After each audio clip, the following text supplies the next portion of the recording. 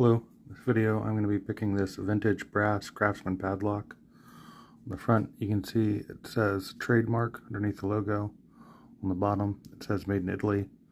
This is a 5-pin lock I do not have the key to. We're using a 30 thousandths turner. I'll be using this short end. And then I'll be using a 23 thousandths low flat hook from Jimmy Long's.